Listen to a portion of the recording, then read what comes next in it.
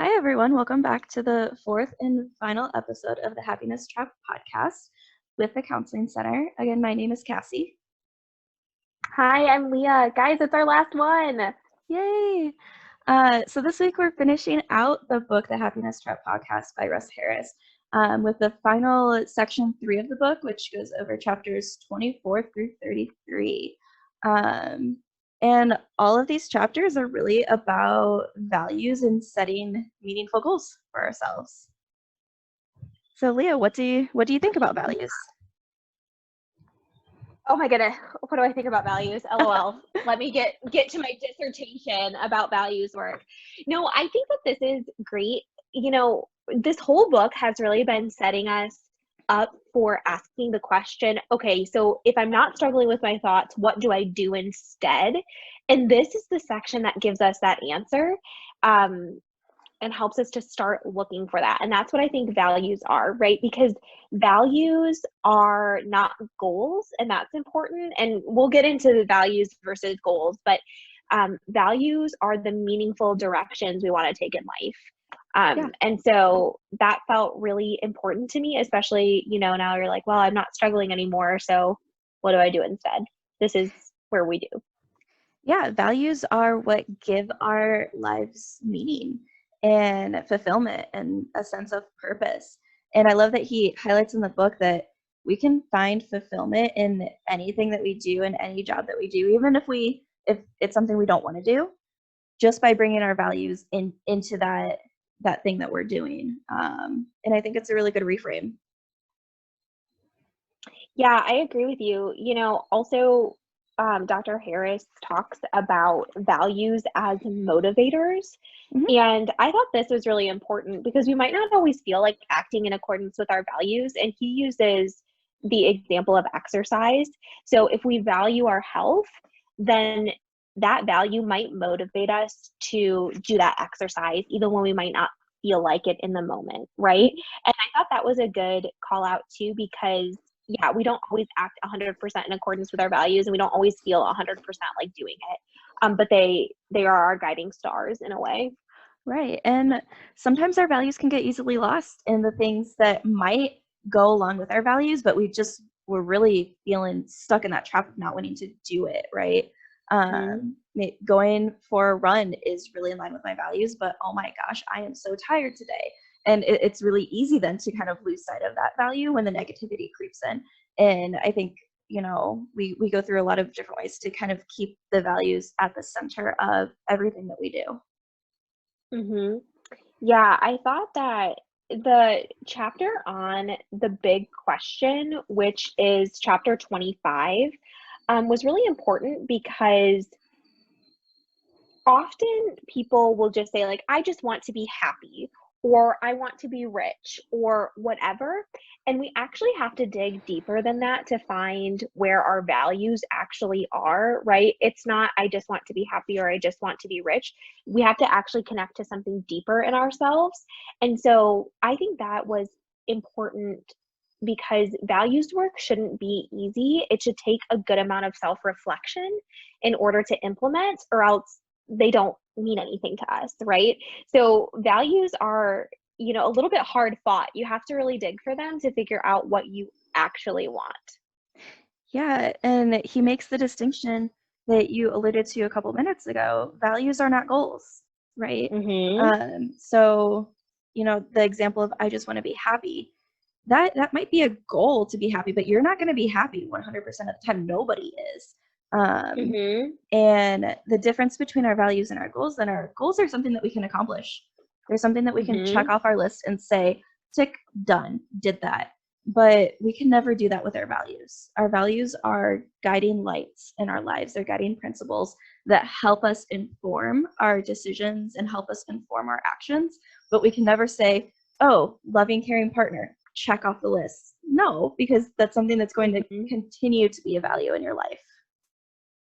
Right. Yeah. I think, like, for example, for me, I really value continued learning. And I think that you never check learning off your list, right? You can always be learning. And so one of the ways that value plays out in a goal for me is by reading a certain number of books a year, right? So that I can check off the list, right? Yep. And that's how I like to do my learning. But learning will continue to guide the choices I make after I complete, like I read 20 books or something in a year or whatever it is. Absolutely. Yeah. Mhm. I really loved that he brought in another book that I have really loved reading by Viktor Frankl. Man's Search for Mhm. Meaning is the book that he wrote. He was an Austrian psychiatrist who was contained in Auschwitz, one of the concentration camps during World War II. And kind of the basis, the premise of this book, Man's Search for Meaning, is finding meaning in your life in the worst of circumstances. And his actual accounts of watching people kind of try to navigate through living in these Nazi death camps. And the people who hung on the longest and the people who were most likely to survive were the ones who found meaning in something that they were doing. They held on to meaning in their life. Mhm. Yeah, I think I have started reading this book, Two Man's Search for Meaning, and this isn't a direct quote, but he basically says we can bear any Mm-hmm. circumstance of living if we're able to connect to the why, right? Mm-hmm.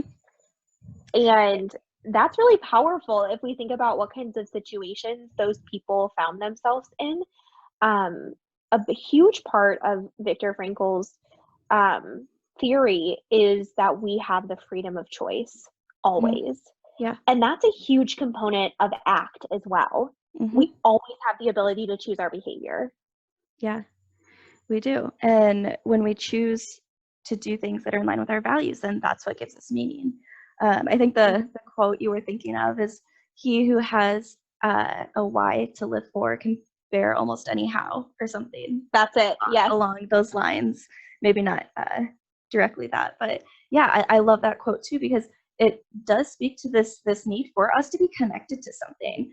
I think especially as young adults in college, existential crises come up. What is the meaning of life? Why am I doing this? Mhm. Why does anyone do this? And oftentimes people get really lost in that, I need to find out what the meaning of life is. But what Viktor Frankl talks about in his book, and I think what Russ talks about in this book, is it's different for everybody. You have to answer that for yourself. Yeah, which is sort of a harder answer, Mm-hmm. right? It's like it actually, again, requires a lot of reflection. This section, I think, requires maybe some of the most reflection out of the Yeah. whole book, because this is really getting into how do we build a framework for a meaningful life Mm-hmm. that then we apply every other technique to. Yes. Yeah. Well, throughout the entire book, he kept saying to live a rich, full, and meaningful life. And it wasn't until the third section that we finally get to, well, what the heck does that mean? He said this through the entire book. I don't know what a rich, full, and meaningful life is for myself. Well, this is where we find it. And I think you're right. It does take probably the most self-reflection of anything else you've done in the book, because it's that soul searching, it's that learning about yourself, it's that keeping curious about yourself and what motivates you and what you really love in life. I like that you said keeping curious about it, because that is another technique that we've learned, right? Examine these Mm-hmm. thoughts like a curious scientist. And we're able to do that with our values as well. I like that bullseye drawing there, and also I think it's the happinesstrap.com. You can get these printouts Yeah. to do these.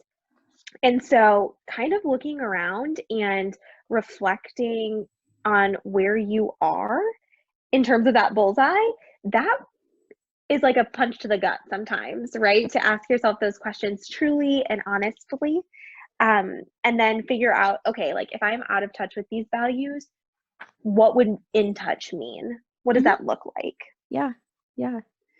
And I often say, when I do values work in my own therapeutic practice, values go missing in one of two ways typically. One is the value is there in the activity that we're doing, but we're just not connected with it because we're being overshadowed by the negativity. And the other way is we're doing activities that are just not in line with our values in any way, shape, or form. And I think in a way, that's one of the first questions we have to ask ourselves then, right? Is there value in the things that we're doing, or do we have to completely change course right now and figure out something else to do so we can find that value and find that meaning? That changing course thing is scary Hmm. to confront, right? Because what would it mean if my major isn't in line with my value, right? What Right. would it mean if all of these things, aren't in line with my values? And that's scary to think about making a change that way. I had to do that in undergrad. I ended up changing my major my second semester junior year.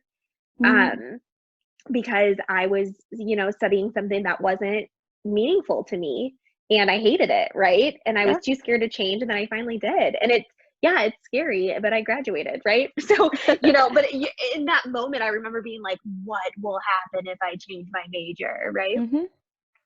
Yeah, and those are scenarios we all have to think about when we're thinking about our values. How is this going to enrich my life? How is this going to help me lead a life that is going to give me fulfillment and I'm going to find meaning in? Yep, Yeah. absolutely. I like that he does a whole troubleshooting values chapter. So he does a lot of troubleshooting chapters as we talk about different concepts. But I think Hmm. this one really related with me a lot because I have some of these thoughts sometimes when I'm Mm. trying to set my own values. What if this isn't my real value? What if I'm just doing something? And um, I think it's important to reflect on that. Then, kind of where is that coming from? It's a form of resistance coming up, and being able to then ask myself these questions of, if I did engage in this value, how would that change my life? How would that bring meaning to my life? So I like that he kind of mind reads in this chapter, Yes. and at least that's how I felt. I'm like, oh, you were reading my mind, and it has kind of a counter for some thoughts that might come up as we're doing our own values work. Yeah, totally. The thought that comes up for me is I don't want to think about it. Hmm. That's mine, right? Like, Yep. it's easier to not think about it, right? Yeah. And yeah, it is easier in the short term, but what we know about avoidance is that it works in the short term and really, really doesn't in the long term, Yep. right? These problems keep coming up. So, yeah, no, I love all of his troubleshooting chapters. It does feel like a shot straight to the heart, and I think that they they make this book feel really approachable, Hmm. right? Like, oh, Yeah. like, okay, yeah, if I have these thoughts, that's okay because other people have too, and Hmm. it's to be expected. Yeah. Yeah. There is some solace in, oh wow, he knew I was gonna think that. It must mean a lot of other people probably have these thoughts Hmm. too. Absolutely. Yeah. Yeah. Um, Also, our value, they can conflict with each other, right? We can have Mm-hmm. conflicting values, and um, I'm glad he brings that up because that does happen, and I think that gives us a moment to pause and say, okay, but what's most important for me right now? And the thing with our values is they're fluid throughout our life. Mm-hmm. We have some core values that are always going to be there, but their priorities are going to be different as we go through our lives. You know, 5 years ago, the priorities of your values probably looked different than they might for you right now. And in 10 years, they might look different than they do for you right now. Mm-hmm. And that's okay. It's a circumstance of the context of the life that we're living at that moment, the things that we're doing. That doesn't mean that, the values that you worked on 5 years ago don't matter anymore because they helped Mm-hmm. you in that time. That's what you needed to focus on in that time. But it's important for us to keep centered on what's most important for me right now. Right. And I think that's an important point, and why mindfulness continues to be an important part of ACT, because it is right now in this present moment, what do I need from my values, right? What Mhm. what priorities does this bring up for me? And if we're not having a mindfulness practice, we won't know. Yeah, definitely. And so he goes into then talking about how we take our values and kind of harvest them to help us set meaningful goals in our life. So Mhm. there is a difference between values and goals, but they are still really connected. Yep. Yep, and the values inform the goals. Hmm. I This was a very great action plan, I thought. It's on pages like 184 to 85, Mm-hmm. maybe even beyond that. So he says, you summarize your values, you set an immediate goal, right? Smallest, easiest thing I can do to start achieving this. Set short-term goals, medium-range goals, and then long-term goals. And I was like, okay, well, that doesn't sound that bad, does it? Right. Yeah, because when we can break up our goals a little bit and break them down into more manageable steps, they don't seem as bad. They don't seem as scary. I like that he quoted the Chinese proverb by the philosopher Lao Tzu, a journey of 1,000 miles begins with one step. And I often, Yes. I reflect on that a lot when I'm doing things. I'm like, Mm-hmm. this task just seems so big and so overwhelming. I'm like, okay, what is the first thing I have to do? All right, well, maybe if I'm writing a paper, I have to turn on my computer and open up Word. That doesn't seem so hard, Mm-hmm. right? Mm-hmm. And kind of being able to break it down like that does help. Mm-hmm. Yeah. And then it gives you that momentum to keep going, Mm-hmm. right? And I think it puts a lot of power into your hands to say, I can do this little thing right now. Like I can actually start acting in accordance with my values today. Yeah. That is really empowering Mm-hmm. and really focuses that we do have behavioral choice. Yeah, it gives us that sense of mastery, which we know from research is a huge motivating factor in helping Mm-hmm. us do things and achieve goals if we feel like we can do something and it works, right? Yes, Yeah. exactly. I like, even the example, if your value is to be a loving partner, that immediate goal could be during my lunch break, I will call my wife and tell her I love her, Mm-hmm. right? Just so simple, right? Maybe even a 2-minute conversation is Yep. that start that you need in order to keep living in accordance with the value of loving partner. Yeah. Yeah. And I love too that he also has us think about these goals are going to be longer term too, right? So Mm-hmm. set yourself some medium range goals, some long term goals, to kind of keep your values in focus while still doing the short term goals too every day. Mm-hmm. Yeah, I get really excited when I start thinking about, achieving one of my long-term goals, which is to graduate with my master's degree, which I do in August, right? Yay! But yay, that was the long-term goal, right? But I was reading back through some of my journals today, and I remember saying, okay, how do I start this journey? Well, I need to write my personal statement, right? Mm-hmm. That like I can do that today Yeah. to start the journey to accomplish my master's in clinical mental health counseling, right? And Mm-hmm. so, and then the, short term and medium term goals were completing homework, showing up for every class, right? Like things like that. That helped me to achieve that. So it feels really good to be almost at the end of a long term goal, and it starts just by doing it step by step. Yeah. And I think that might really resonate too with our students who are listening. Every class you go to is checking off that one of those short-term goals in that Yep. long-term goal that you have to graduate with whatever degree you're studying for. And but just by being able to kind of shift our perspective to, wow, I went to this class today. I zoomed into my class meeting today since we're all remote right now. And Mm-hmm. that helped me in this journey for this goal. It can give us that sense of fulfillment and accomplishment. Mm-hmm. Yeah. And I think that, I have heard, sometimes when people achieve a goal, sometimes they're like, well, what do I do now? Right. And I think that's why it's important to have value focused life as opposed to goal focused life, right? Both have a Yes. place, right? But for example, when I graduate with my master's, I will have achieved that goal. However, my value of helping people will still guide my Mm-hmm. next goals, right? Which is Yep. to get, independently licensed, become a supervisor, whatever it is, right? But the value is the same. Helping people is still what fulfills me, not getting the master's degree, Right. right? Even though I feel a sense of accomplishment, Yeah. right? Fulfillment versus accomplishment. Yeah. And he acknowledges that in Western society, we tend to lead goal-focused lives. That's what we're kind of brought up to think about. We're always, what's the next thing? What am I going to do? Where am I going? And he says the values-focused life will always be more fulfilling than the goal-focused life because you get to appreciate the journey even as you're moving towards your goals, right? It's about the journey, not the destination. Life in that perspective, I think, can really help, especially when the going gets tough, because we all know that in pursuit of our goals, we are going to hit some road bumps.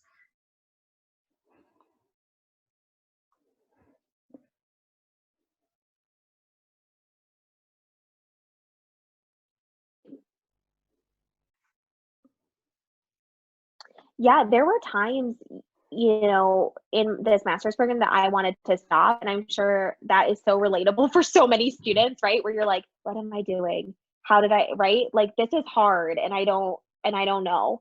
And, connecting with that value continues to help you achieve the goal. And you're right. It does make, even things that might feel tedious, like writing a paper, become a lot more enjoyable because it's connected to a value, not just to accomplish the goal.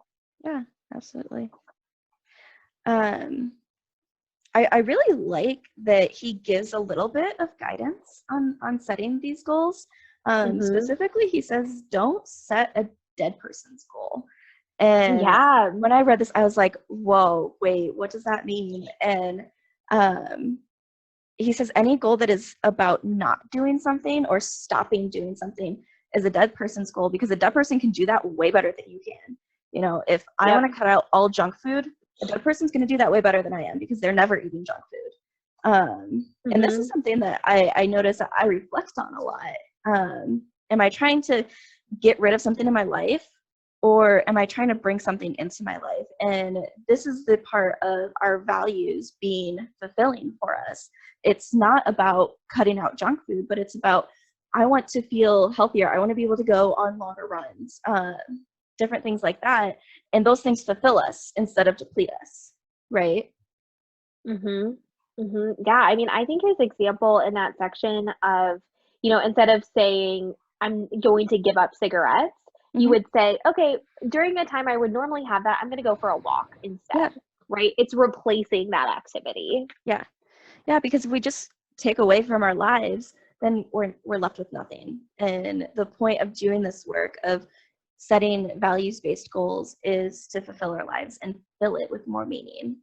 So I think that's it's a really good thing for everybody to keep in mind as we go through and set our own goals.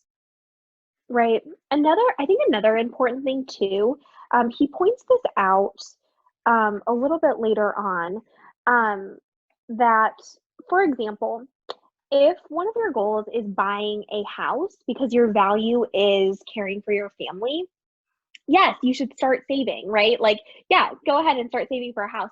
But that doesn't mean that you can't live in accordance with that value when you don't have the house. You can do that right now, right? We can keep acting on our values right now. He points out in this book a woman who really wants to be married, and because she values relationships and wants like loving and intimate partnership, and she doesn't have that, right? You can't just like go out and acquire a spouse super readily, right? So they make some goals, right? She does, some dating services and things like that, but she is still able to engage in fulfilling relationships with the relationships she already has in her life, right? She can act on that value even though she wants to be married. And I thought that was really important. Yeah, it gets back to that, what are the short term, what are the medium term, and what are the long term goals? And Absolutely. I think, especially in Western society, we are really focused on those long term goals. And that really begs us then to pause and say, okay, this is a goal. The value behind this goal is this, and I can actually live by that value today, right now, right this second, by doing this one small thing. Right. How powerful. Yeah. It takes power back. It gives us power in our lives to do things that matter for us. Yep. What did you think about his section on facing fear, which stands for fusion, excessive expectations, avoidance of discomfort, remoteness from value? Yeah, so we're visiting fear again. He mentioned this in the last section too, and I think all of these are really good things to remember because there will be times when we get disconnected from our goals. There are going to be times when we feel overwhelmed. There are going to be times that we're going to say, "I just don't want to do it. It just seems like a lot of work." And Mhm. being able to reflect on, okay, what am I fused to? What are the thoughts that I'm fused to right now? That are kind of making me not want to do this, or what are these expectations that I'm setting for myself that this goal seems too overwhelming, and how do I take a step back from that? And I think these are all really, really good things to remember when we do values work. Yeah, right. I agree with that. And I think that it was a good call out because, yeah, you might feel like you have a handle on this one part, right? Where you're like, okay, I've been able to practice it with this, then I'm not good enough story, right? Well, then Mhm. another story comes up, right? You have to, this is a lifestyle more Mhm. so than something you do one time and then are done with. Yep. Yeah. I really like that he calls out some of, so in the reason giving, he calls out some of the things that I know I say to myself a lot. I don't have enough Mm, time. I'm too tired. I can't be bothered. And he kind of recenters us in some of the ACT principles and says reasons are just thoughts, right? yeah. And thoughts don't have to control your behavior. And if you break it down enough, you can see, okay, I do have time to do this one small thing, even though I do have a lot of other things to do. But in the grand scheme of things, if this is something that matters to me, I do have time to do it. And I think that that's something that's really good to remember because I think we can all get caught up, especially when we become really busy in some of these. Oh, absolutely. So during, I mean, we're during self-isolation right now, right? Mm-hmm. And it's nice out today when we're recording this, but one of the things I told myself I wanted to do was get outside almost every day, right? Go for a walk or something. So I wasn't just inside all day. And when it was cold outside, I'd be like, it's too cold, right? Mm-hmm. It's too chilly. I don't want to go. Yep. And, it's like, okay, well, this is going to make you feel better, right? Like this is something that is important. It's important to move your body. You said that this is an important thing to do during self-isolation. So go put a coat on. And I think that's the thing. Okay, so it's cold outside. Okay, great. Go put a coat on, right? Mm-hmm. Dress warmer Yeah. and then go do it anyways. Yeah. I know at some point in these chapters, he tells us, or he reminds us, that in any given situation, there are two things we have control over.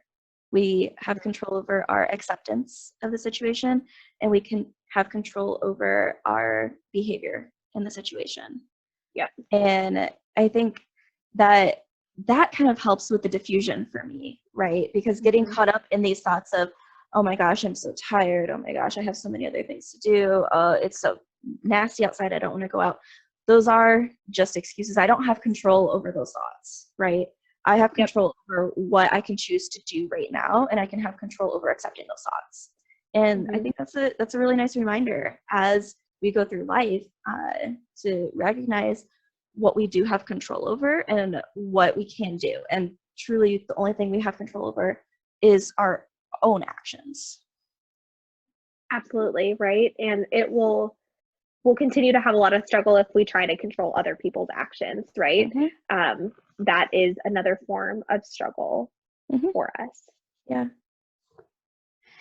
Yeah. He also brings back the concept of willingness in this chapter Mhm. too. I think in this chapter he's going through his process of writing this book, which I think was really relevant, and I really appreciated his vulnerability and being able to share this process with us, and how he tapped into his willingness to do something that made him uncomfortable because Mhm. it had greater value to him. And he Mhm. says, willingness doesn't mean you like, want, enjoy, desire, or approve of something. It doesn't mean that it does mean that you'll allow it, you'll make room for it, and you'll let it be in order to do something that you value. Meaning, all of those thoughts that come up for us that we struggle against, if we're just willing to have them be there and not try to contain them in any way, then they don't have to get in the way of our values.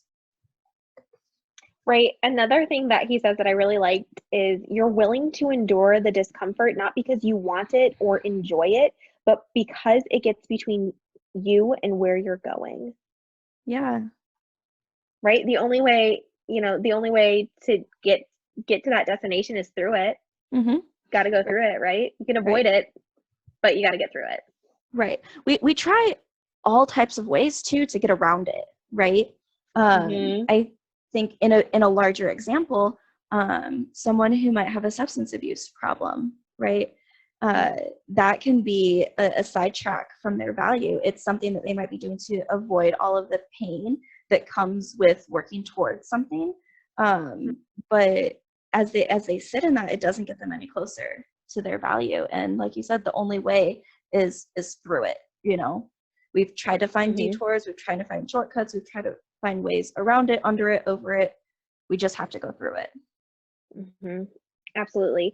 And it's not easy to go through it. And I think that's important, right? Like none of this is easy. I think discomfort, like, that discomfort for me is like an itchy wool sweater, right? Like, oh, it feels uncomfortable. Like it might actually really not feel good. It might be more than an itchy wool sweater, right? Yeah. You might have to really dig in during that time. And that is hard.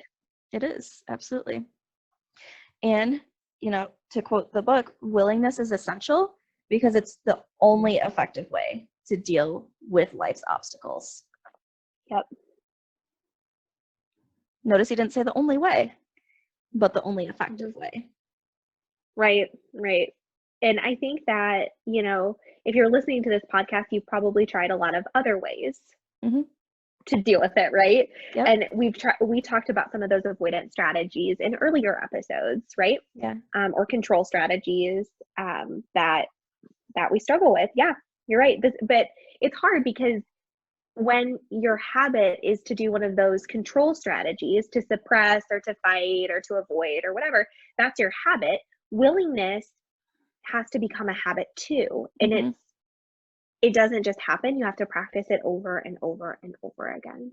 Yeah, willingness is a choice we make every day, every circumstance, every experience. We have to choose willingness. And, we're not going to always do it. And that's okay. Don't beat yourself up when you don't always choose it, when maybe you do watch that next Netflix episode instead of doing something you need to do. That's okay, as long as that doesn't become a habit and get in the way of greater things for you. Absolutely. So he talks about, he really kind of tries to drive home the need for us to write these down in this section, right? And throughout the book, he's been a little more lenient. He's said, do some thought exercises, write it down if it feels right for you. But when we talk about values, he's like, no, we have to write these down because we have to know what they are, because they're that important in our life. And we're not going to be able to live a rich, full, and meaningful life without them. Yeah, I always think writing things down is helpful. I'm a journaler, so I think that's important. But yeah, and he even points to research, right? Research shows that if you write these things down, you're way more likely to carry them out. Yeah. And writing them down also doesn't give you the excuse to not do it, right? You can be like, oh, I already know my values, right? But sitting to write them down, you can't avoid it. Right. Absolutely. So the second to last chapter in this book, we finally get to the concept of commitment, which I think is funny because ACT is acceptance and commitment therapy. It's right in the title, right? It's one of the most important concepts. But I understand why he only dedicated a few pages to it, because commitment is what we've done in this book. It's every time you practice something, you're committing yourself to it. And so I think he writes this chapter to acknowledge this is what we're doing. But knowing that commitment is everything we've done and it's everything we're going to do. Yep, absolutely, right? He says commitment means that when you do inevitably stumble or get off track, you pick yourself up, find your bearings, and carry on in the direction you want to go, right? Yeah. So this part about stumbling and getting off track, he says that's inevitable. That is happening. It probably has already happened as we've gone through this book, right?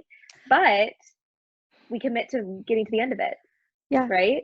We can commit to finishing the book. We commit to looking towards our values, to trying all over again.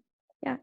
And that commitment is so important because we can never know. We can never look into the future and see that we've achieved our goals, right? Mm-hmm. All we can do is keep moving forward in that valued direction. And that process of moving forward is our commitment then to that goal, and it's our commitment to that value. Mm-hmm. Even when it's uncertain. Yeah. I mean, commitment is also hard, right? Because it's easier to not commit, right? In the short term, it's a lot easier to say, I don't feel like it, right? I'm not doing it. And the problem with that is that that doesn't lead us towards creating a rich and meaningful life. Right. You know, creating that kind of life is hard work. But it's rewarding work and it's meaningful work. And that's why we do it, right? You can do hard things. Yeah. And that's what commitment reminds us about. Yeah. You can do hard things and you probably will mess up, right? Yes. We're human. We're imperfect. But if we can kind of pick ourselves up, accept that we went off track, or accept that something didn't work out for us, and accept that it's in the past and we can't do anything about it. So we're going to stay committed to this, and we're going to do it again or try something else. Absolutely. Beating ourselves up about getting off track gets us stuck back in that vicious cycle, right? And it deters us from our values and what's meaningful towards us. And so absolutely, that's something just good to remember, that we all mess up, and that's okay. Don't beat yourself up for it. Right. And you just start again, right? Yep. And again, you do that set that immediate goal. Yep. Start again. Yeah. I like that he quoted Winston Churchill here. It says, "A pessimist sees the difficulty in every opportunity. An optimist sees the opportunity in every difficulty." And while we'll use optimist and pessimist pretty loosely, because we talked about that self-esteem, right? We don't want to get too fused with optimistic ideas or pessimistic ones, but it's a good reminder that there is opportunity in every difficulty that we face. Absolutely. And that finishes out the book. Any kind of last minute takeaways, big things that you want to share with our listeners? It's hard to like sum up an entire book into like, yes, this is the grand moral, right? I think the biggest thing for me about ACT is that it's not something you master. You just continue to roll with it, right? It's a lifestyle, not just like one skill that you do one time and then it's fine. It really is a way to live life. Yeah. So that would be my final thought. Yeah, I love that. I think for me, it's the idea of we have control over the choices that we make, and ACT is one of those choices, right? Mm-hmm. Acceptance is one of those choices. We have choices to practice the skills. We have choice to practice diffusion, to practice mindfulness. And I think that's really empowering in a way, and is the one thing that's going to help us live a meaningful life, you know? Yeah, I'm so glad that we did this. I love this book. I love ACT in general. And I want to show appreciation to you, Leah, for doing this with me. I really hope that all of our listeners got something out of listening with us or reading along with us. Yeah. Yeah, thank you to you too for taking me along on this ride with you. We are first-time podcasters, and so, you know, people who dealt with maybe poor audio quality or, you know, whatever, this is our first time ever doing it. And I think we did a great job, and I'm grateful to you. Yeah, we did our best with what we had. So exactly, we did. So if anyone listening, I'll say any student listening, finds that they really want to explore any of these concepts on a deeper level, if they have other mental health struggles that they want to address, the Counseling Center is open during the pandemic during this time. We're open 8:15 to 5, Monday through Friday. We are working remotely right now.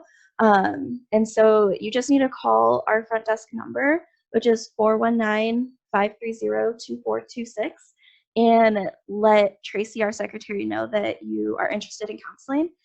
It is phone counseling right now, but we are here to serve you, and we really look forward to being able to continue to provide services during this time. And of course, once the pandemic is over and we're all back on campus, things will kind of go back to how they usually were. Absolutely. Sign up. It's great. Yeah. Well, thank you, everybody, for listening, especially if you've been with us through this journey since episode 1. We really appreciate you. And we hope that you have a good, values-driven life. Bye, guys. Bye.